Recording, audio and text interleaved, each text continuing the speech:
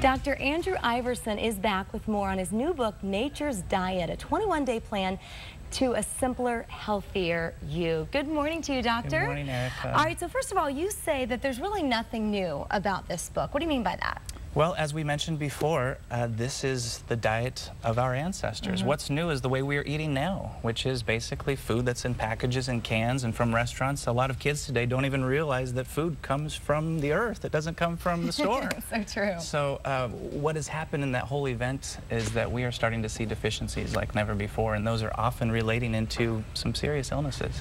So take us through, it's a 21-day plan. Yeah. Sort of take us through the days and the progression. Well, first off, it's really important to get somebody on board. Okay. Because this is not just another diet. It says nature's diet, but it's the diet of nature. It's important to get people to make a decision that, you know what, I'm going to make this a lifestyle change. Oftentimes we recognize, okay, you know, I want to lose some weight, I want to feel better, but there's nothing serious enough for us to really make that change. You know, so I'm a little chubby, so I'm not as healthy as I should be, so what? The first chapter asks the question, how bad could this get if I don't change? Right. In other words, if I continue to gain weight to the point where I can't walk anymore, that's pretty serious. Yeah. And because humans are motivated off of pain rather than pleasure, we try to build up in your brain how bad this could get. So we go from there. And of course, writing down your foods is very important, as Michael talked about in your last segment. And starting simple, adding in water, looking at the concept of fruit and vegetables, and fruit, which I think is something very important to look at. Vegetables have been around for a very long time, but fruit, as we're looking at today, is something more new. Fruit isn't the fruit of our ancestors.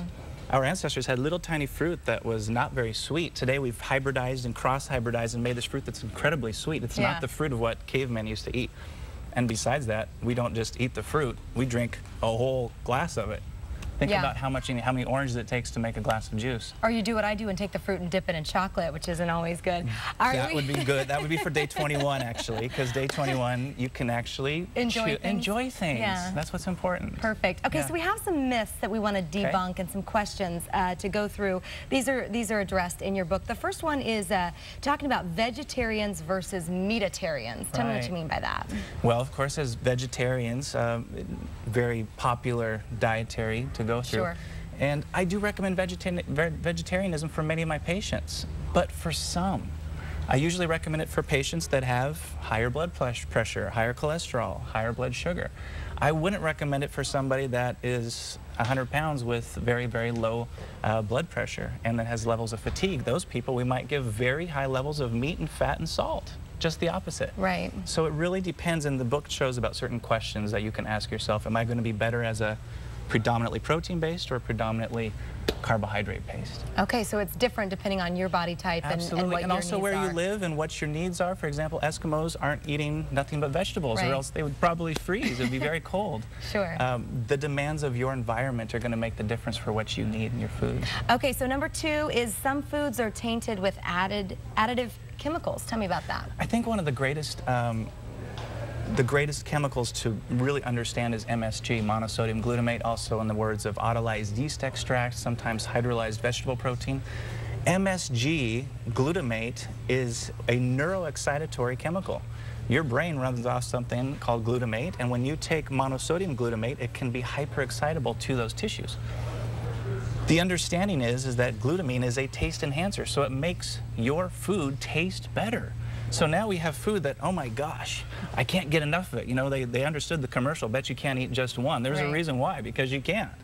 Monosodium glutamate is being added to all of our foods because it makes them taste better, and real food doesn't taste good anymore. And that's a big issue. Right.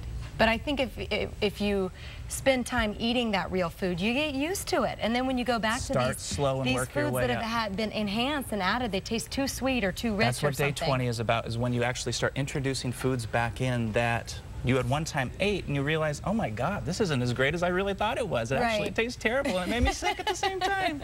Exactly. Thank you so much, Dr. Iverson, for being here. We really appreciate it. Once again, the book is called Nature's Diet. If you'd like to learn more, we've posted a link on our website, fox5sandiego.com. Just click on that Sing On tab. All right, Raul, back to you. Okay, thank you both.